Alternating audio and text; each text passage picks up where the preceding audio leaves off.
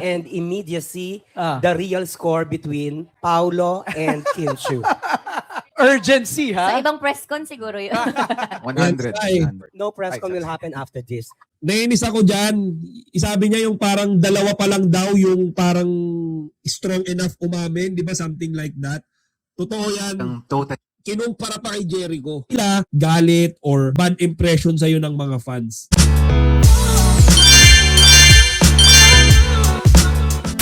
Tutukan natin, talakayin natin sa vlog na to yung pinaka nakakakilig na part. Okay? At alam nyo naman kung saan yung pinaka nakakakilig na part? Yung dinidildil na ng mga tanong si Kimi at si Paolo. Kasi yung mga earlier part dito, syempre, medyo halo pa yung mga tanungan doon sa mga kasamahan nila sa The Alibay. Pero dito sa part na to mga chika, maganda. Okay? Yung tanungan kasi puro kay Kimi tsaka kay Paolo ina-address. Okay? So, tara, simulan na natin.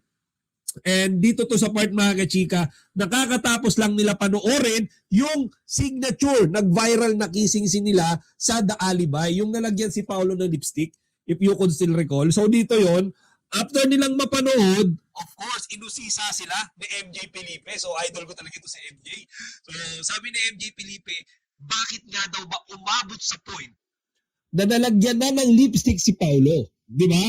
Dahil daw ba totoo na yung kiss na yon at talagang sobrang intense. So, dyan natin simulan yung panonoorin natin. So, ano pa hinintay natin? Let's play. Okay. itong eksena to sa Prime. So, Ah, talaga? ayan, isa yan sa mga Hindi siya eksena nasama makikita doon. nila. Bakit?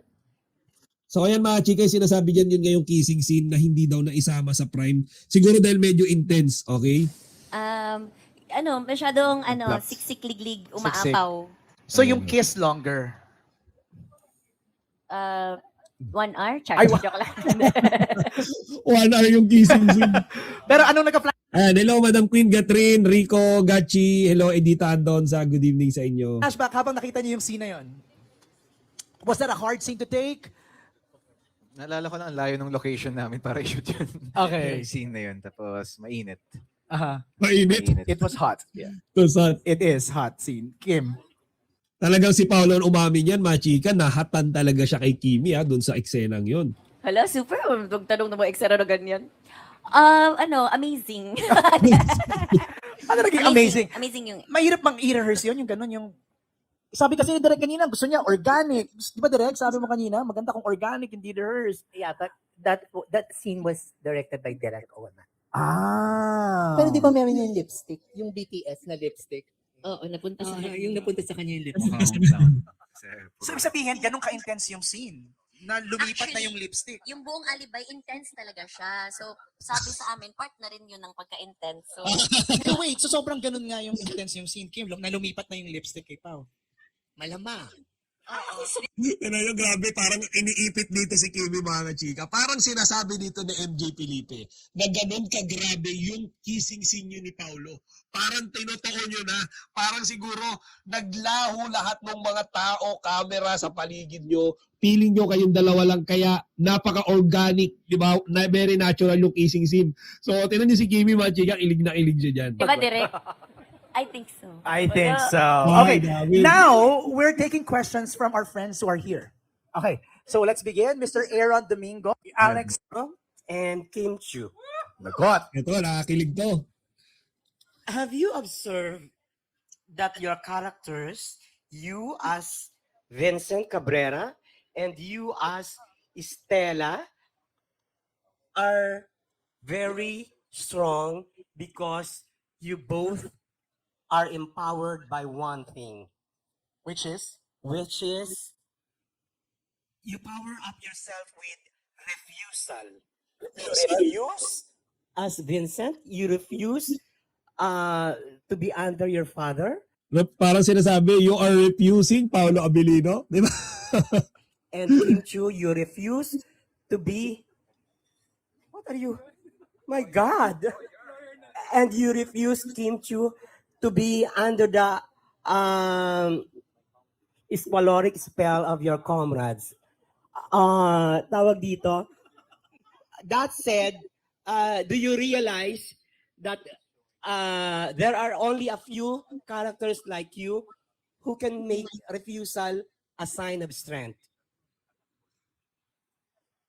Your Honor, Minsan, humuhugot rin tayo sa lakas ng pagtanggi natin. Dahil ayaw natin either tinatapakan tayo or dahil tingin natin may mali. And parang all throughout our years. Sabi dito ni Madam Judith, parang selos nga si Pao kay Sam noong kwento ni Sam. Iksena nilang dalawa ni Kim. Oo nga eh.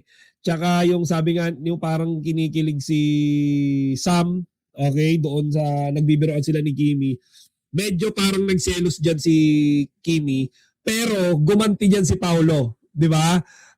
Yan yung time mga kachika na biniro niya si Sam, though it's just a joke. Yung sinabi ni Paulo dyan, di ba, na parang so hindi mo namamalayan na meron kang nasasaktan. So, biruan lang naman yon, pero feeling ko rumesmak si Paulo eh.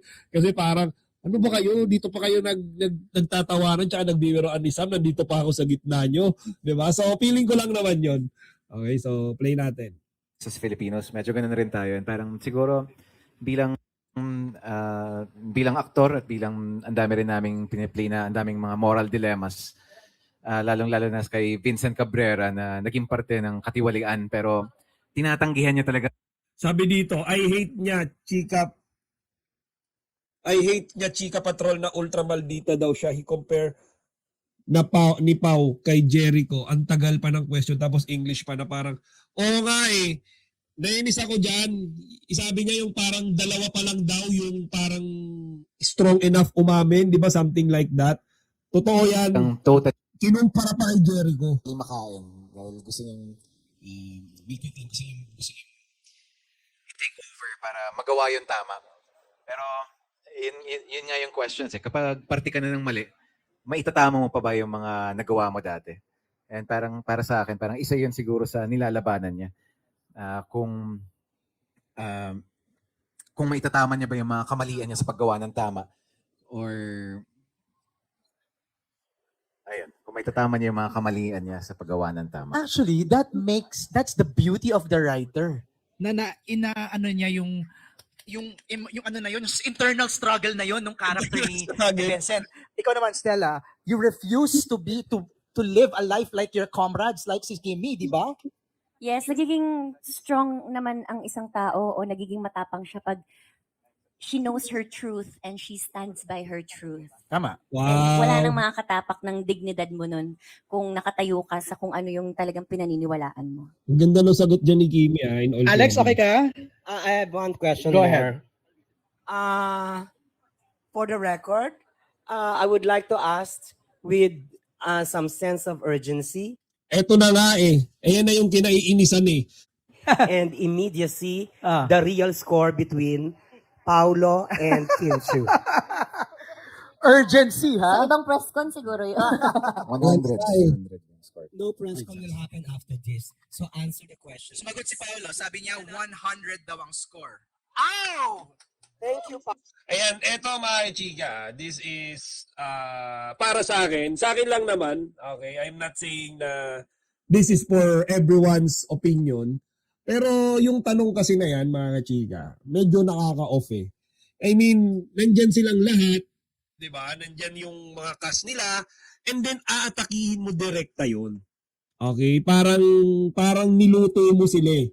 Diba? Siguro yung magandang way o magandang time para itanong yan, diba? Yung tipong si Kimi lang tsaka si Paulo yung nasa interview. Diba? Yung parang silang dalawa lang, wala silang ibang kasama. Kasi it makes everyone feel awkward.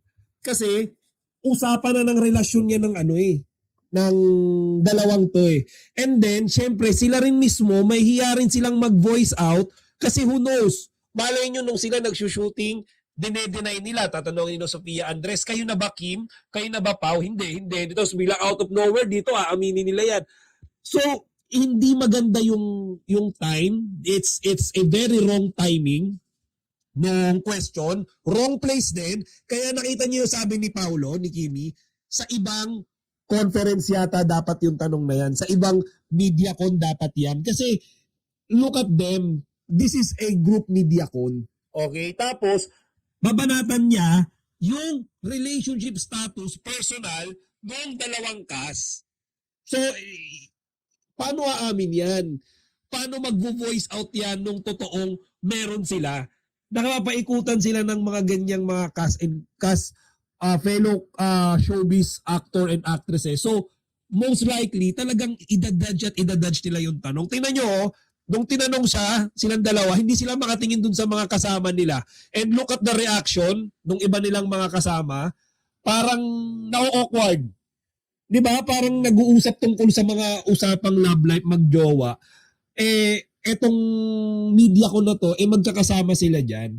'Di ba? Sana lang ginawa nila yung ganong tanungan kapag si Kimi lang tsaka si Paolo yung magkasama. For example, promotion, event, guesting, silang dalawa lang, okay lang yun. 'Di ba nga madalas nagbibiruan silang dalawa ng mga relationship status nila, saan ka magva-Valentine's Day, lambingan, and so on and so forth, kapag ka silang dalawa lang. Pero kapag ka marami silang mga kasama, respeto rin sa mga kasama nila, di ba? Dun sa, kung sino man yung nagtanong na yun, yun lang sana. It's just on me. Okay? Paolo? I thought Jericho was the only guy I knew who was brave enough to admit things. You are the second one. I didn't admit anything. I just gave a score. Di ba? Tuloy, parang medyo dodgy tuloy yung naging tanong, di ba? Narinig mo yung Alex? He Nagbigay lang didn't po ako admit anything. He just gave a score. 100. Score. I'm not asking for a score. So he did not answer the question? Kimi, how will you answer that question ni Alex? With urgency daw. Kaya nga para saan ba? Ikabubuti ba yan ang ekonomiya ng Pilipinas?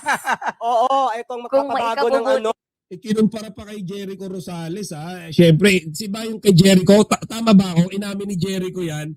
Media ko ng Lavender Fields. Inamin ni Jericho na sila na ni Janine. Tama ba ako? Or mali?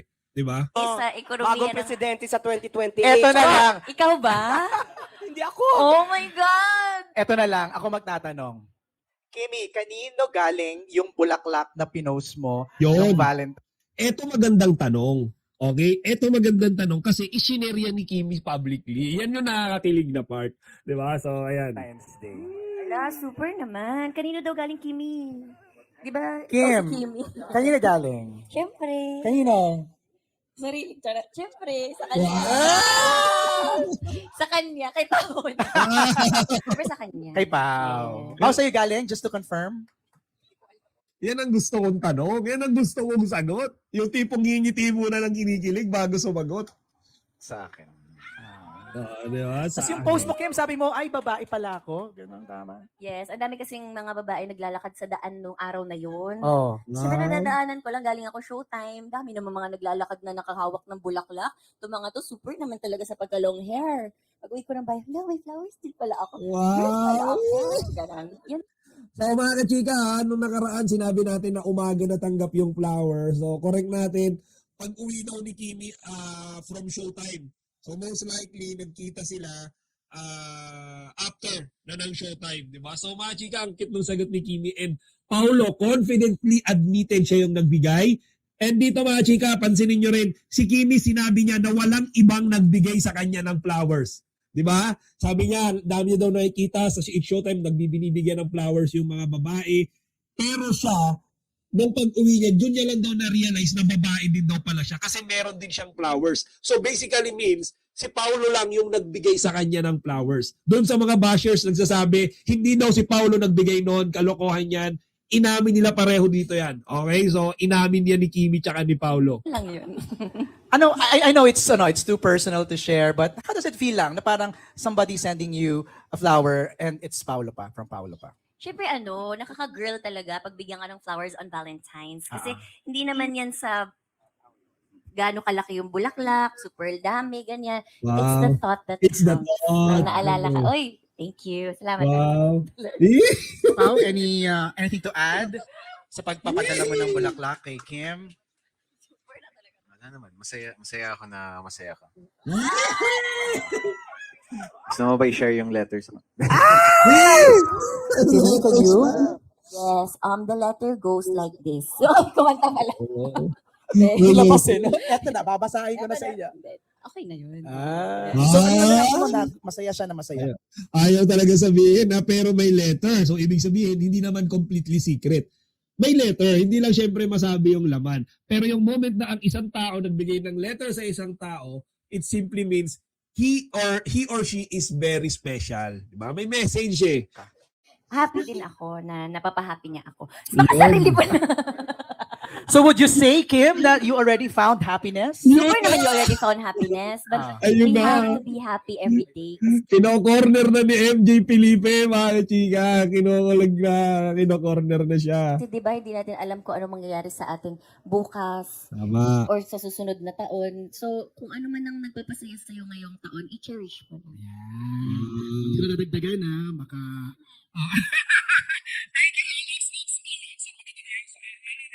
Ang parating curious, wala iba kundi si Alan Sangkon of Stars Photog. Kasi parang kasi lagi sinasabi curious lang ako. Curious talaga ako, 'di ba? Behind the scene nung nung pinakita kanina, yung lipstick, yung viral yun 'di ba? How was that scene? Parang hindi ba sinasadya yun na na-transfer yung lipstick mo dun sa sa labi ni Paulo or parang syempre hindi ko pwedeng tanong anong lasa nung nung lipstick ni Kim. Pero hindi yan. Nakakaloka yung lasa. Hindi. How was the scene? How do you prepare for that? Yung preparation parang bigla na lang din. Pero naalala ko lang yung scene na yun. After nung scene, nagtatawanan lahat ng tao. Tapos hindi ko alam kung bakit. So yun pala, mukha na pala akong clown. That's why you said clown. Okay. Yung lipstick kumalat. Alan, Si Kim naman. Kimi. Ako, hindi siguro smudge-proof yung lipstick na ginamit ng makeup artist. I-try ko sa'yo. Para malaman mo. Hindi na puro tanong. Hey, go mga training device ganda sa'yo. Ay, sorry. Kasi natanong siya Okay, para okay. ma-feel niya. Natawa kay Si Kim na Kimi. sumagot na. Parang namimilos ako. Curious siya eh. I know. Okay, Alan. Thank you. Yung second question ko for Sophia, tanong ko lang Sophia. Sabi mo nga, this is one of your challenging role dito sa na ginawa mong teleserye with Kim Pao, di ba? Opo. As a husband, as a wife ni Paolo dito, di ba? Gaano ka-challenging yung role mo dito? And yun nga, yung mga Skip na natin yan. Skip ko mga chika. Ayoko kay Sophia Andres eh. Kita. Tama ba yung profession? And thank you, Ikaw Alison, lang for tayo. nakapanib outfit na. Ganda. Yung flowers. May ibang bulaklak for healing and protection. Ayun. Pero yun nga, Kim, do you feel protected by power? Yun. Ay, ang ganda naman ng siya, may super. protection. Isa ka palang armor, knight and shining. Wala. Yun ba? Okay naman. Oo naman. Hindi, Oh, well, lahat naman, hindi ko naman protected ako. protected na. Paano mo masasabing hindi ka protected pag minamanyak ka na siguro? Hindi siguro ganun. Kasi lahat naman ng taong nakakasalamuha ko ay may respeto sa akin. So, I feel protected Nire-respeto. if That's the ganun. number one. You know what? Let me say something. I think where Natalie's coming from is we haven't seen you this comfortable ng matagal. Na parang you feel so safe. Thank you pala, Sir MJ Philippine. Nire-praise mo, inayos mo yung tanong para mas ma-express ni Kimi yung tamang sagot diyan. Magaling to si MJ, magaling. When you're with Paulo. Sikyo pa na siya. Hindi, sorry lang. Hindi ko alam. Hindi ko napapansin. Pero kung Kasi yun ang napapansin nyo. Pakilan nyo na to, na project. 4. Oh, see? 'Di ba? If you don't feel safe with your ka-eksena, 'di ba? You won't reach like 4 projects. Siguro din kasi... May ganun ba? May sense of security.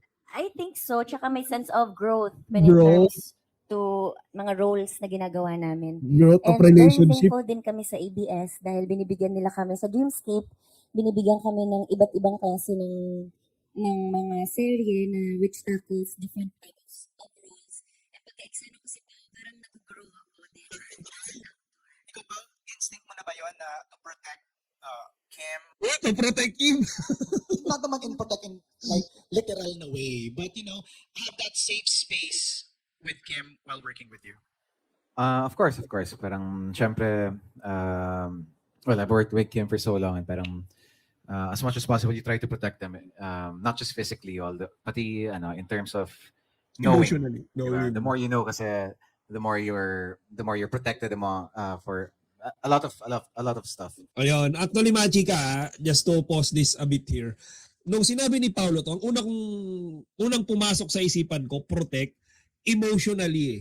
Kasi tuwing si Kimi problemado, tuwing si Kimi merong iniisip, yung kay Lakam, mga bashers, mga stalkers, tuwing meron silang mga event or out of town visits, promotion, yung mga parang tumutulak sa kanila, si Paolo was always there to protect Kimi, pinoprotektahan niya yung privacy ni Kimi.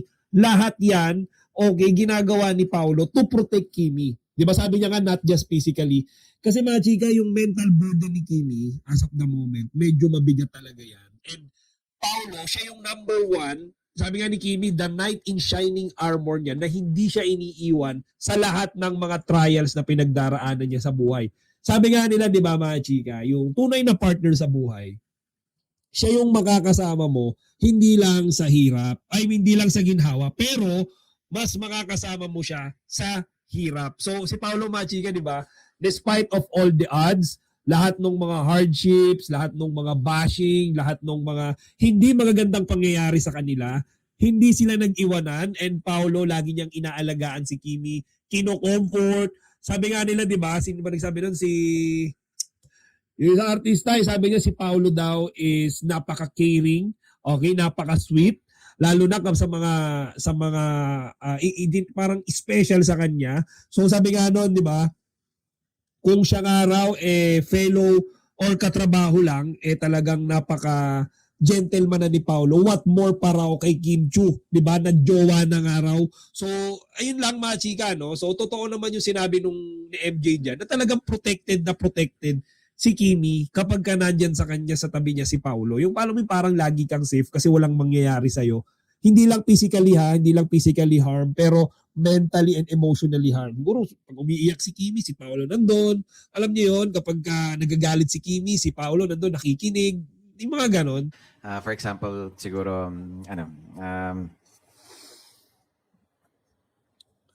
sige, wag na lang. Tuloy mo!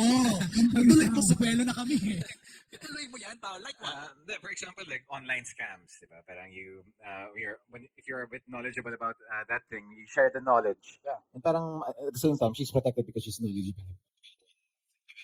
About online scams, even more, parang ganun. But now that you've heard na yung flowers na binigay mo kind of symbolizes healing and protection, what's your reaction? Yung flowers na binigay ni Paolo symbolizes healing and protection. So may meaning pala yun. Ngayon ko lang nalaman. Nagustuhan mo ba? Hindi lang nagustuhan, love na love niya pa. Oo naman. Thank you so much. You're welcome. You're welcome. Gusto mo ba? Gusto mo everyday. Mulubi.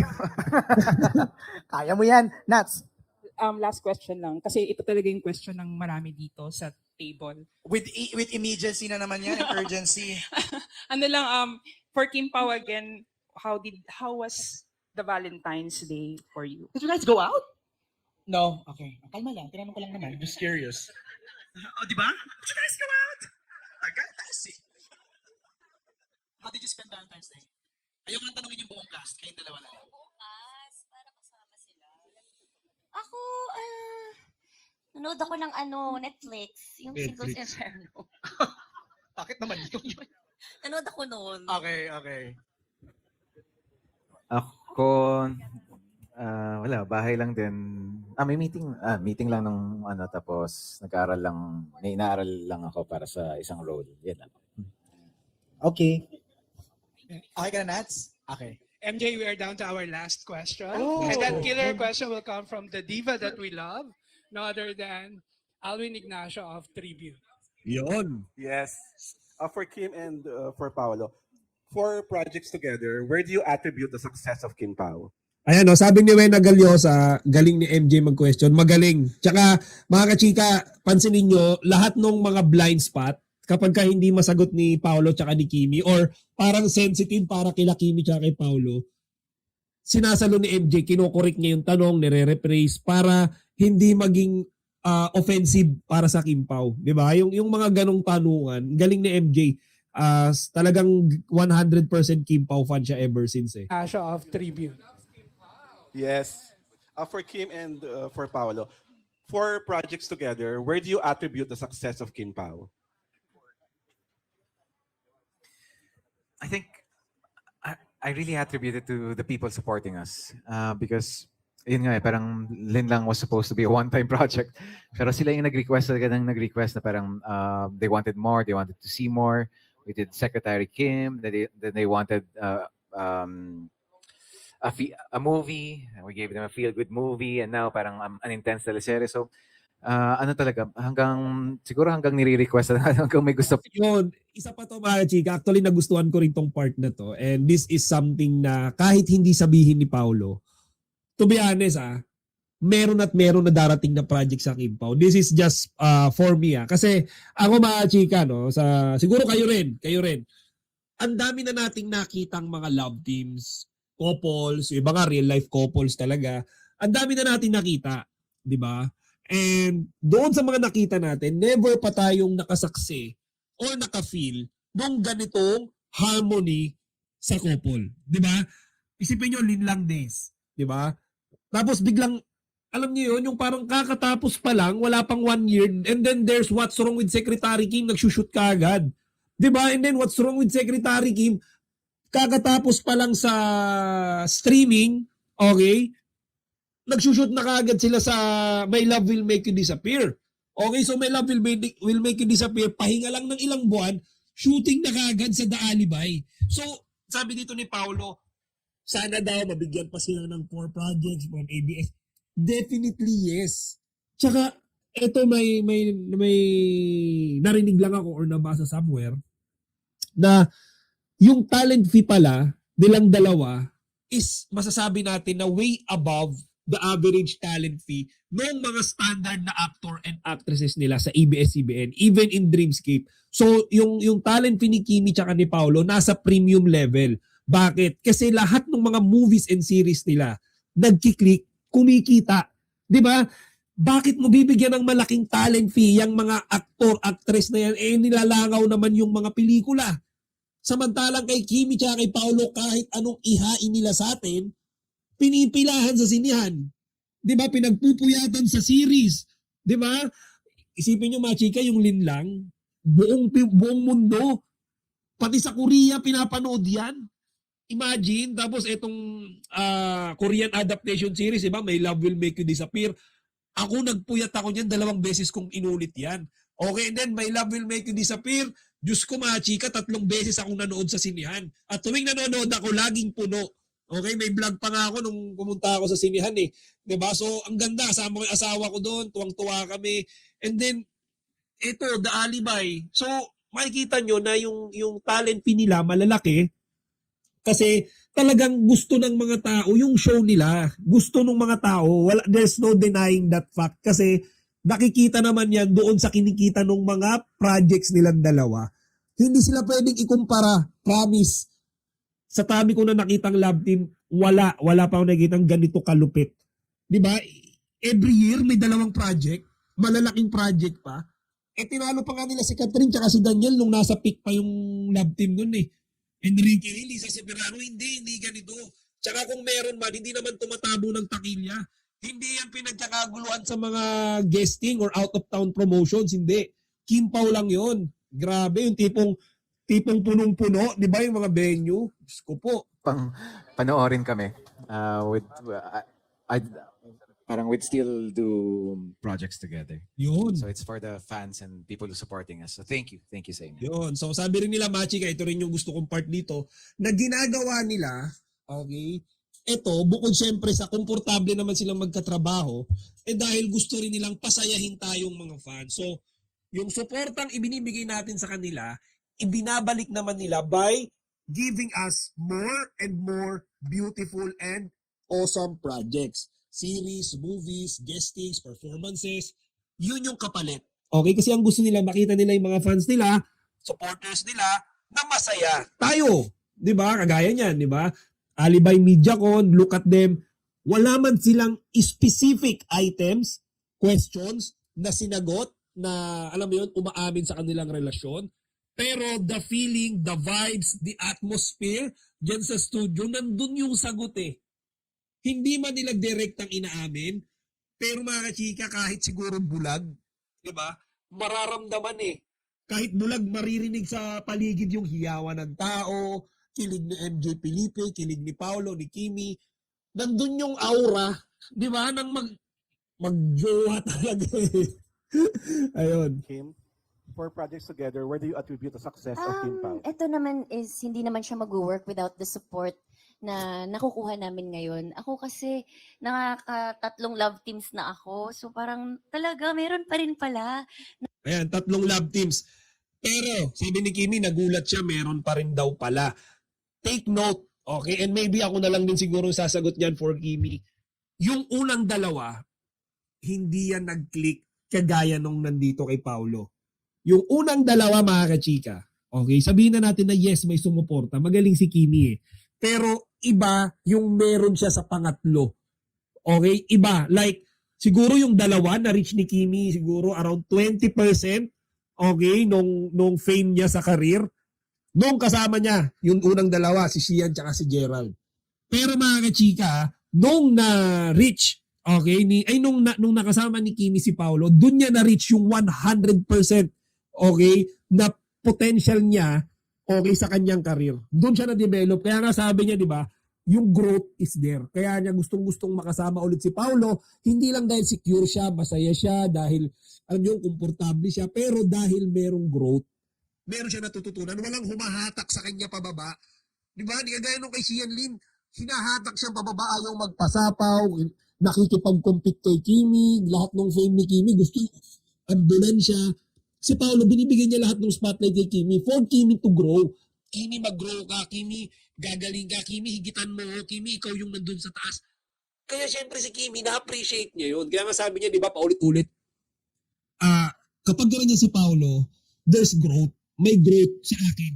Hindi niya sinabi yun ever since kay Sian tsaka kay Gerald. Totoo yan, mga chika. Na nagsusupport sa amin ni Pao. And this time, in this day and age, ang bilis ng takbo ng bawat artista. And ang bilis magsawa ng mga tao. Pero sobra kaming nagugulat and at the same time, very thankful ni Pao na ganito yung effort and time and love na binibigay nila sa amin. Kaya gusto din namin ibalik sa kanila with Yun. O yan, naputol. Naputol. Wait lang, mga chika. Kanila natin. thankful ni Pao na ganito yung effort and time and love na binibigay Bigay nila sa nila. amin. Kaya gusto din namin ibalik sa kanila with Tama. Naputol siya ito. Teka lang, lampasan natin dito. and time and love na binibigay nila sa amin. Kaya gusto din namin ibalik sa kanila with giving them great projects also na iba-iba para iba-iba yung variations. Parang Tama. ganun. So we're very lucky in this lifetime na merong sumusuporta sa amin. Okay, Yun. last question. For projects together, nandun na ba kayo sa point na parang nakakaumay na? Parang pahinga muna tayo? Wala, syempre. Hindi pwede yun. Di ba?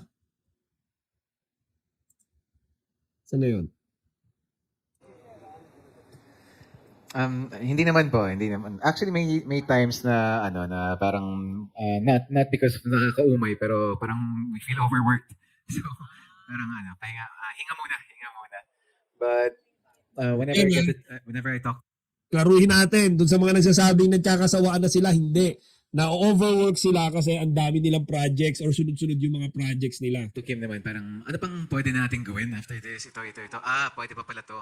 Sige, baka pwede nating i-reserve yan in the future. So it's more of like finding kung ano pa nang pwede naming i-offer na hindi pa nila nakikita po sa amin. At sa totoo lang, maganda yun ha. Yung konting breather, di ba, Alwin? Yes. Para may miss factor. Kim, what's your reaction?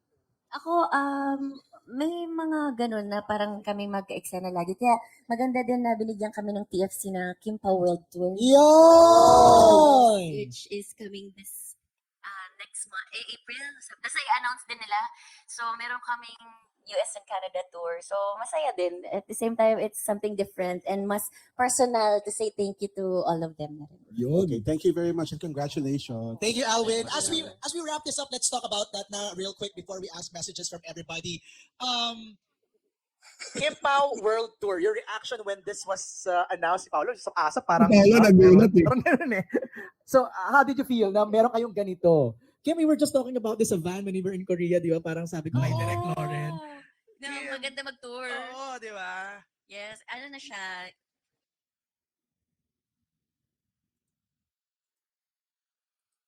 So ayan, habang hinihintay natin mag-load, Yung babasahin ko imaginary muna. namin nangyayari na because of TFC. So binigyan kami ng chance to meet our supporters sa Yes, US, sa yes. Canada. So excited kami. Okay, may mga Yung mga kachika natin dyan na nasa abroad, abangan nyo yung Kimpaw ha, Canada raw, okay? dates na tayo, Pao. Baka you can... may dates na! Okay. Mark your calendars, mga team, kapamilya, TFC, team abroad. Okay, let's go. Okay,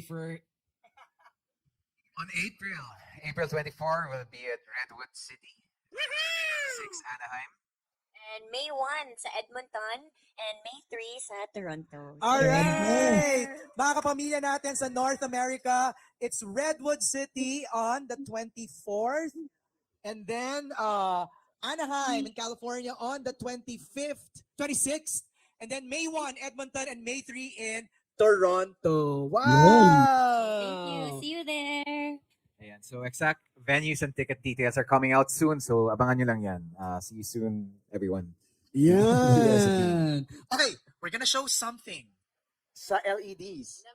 Yeah, may mga surprise kami kayo parang yung flowers ng of the Alibaba. Grabe naman. And maraming salamat sa cast for being candid in answering lahat sa ating kwentuhan ngayong So yan mga chika, no? And nakakatuwa to actually. Isa to sa mga best na MediaCon na napanood ko. Sobrang nakakakilig, sobrang nakakatuwa. Walang kupas ang Kimpaw. And thank you very much din syempre doon sa mga fans. Diba? Kasi kung sila Kimi tsaka si Paolo, tinanong sila hindi ba kayo nagkakasawaan na lagi kayong magkasama? Syempre mga chika, medyo pwede rin ipasa yung tanong na yan sa mga fans. Hindi ba kayo nagsasawa sa mga or sa Kimpaw na lagi silang dalawa magkasama? Well, kung tayo tatanungin ni NJ Felipe, of course, no. And we are really looking forward for more projects of these two together. Diba? Yan yung hinihintay natin.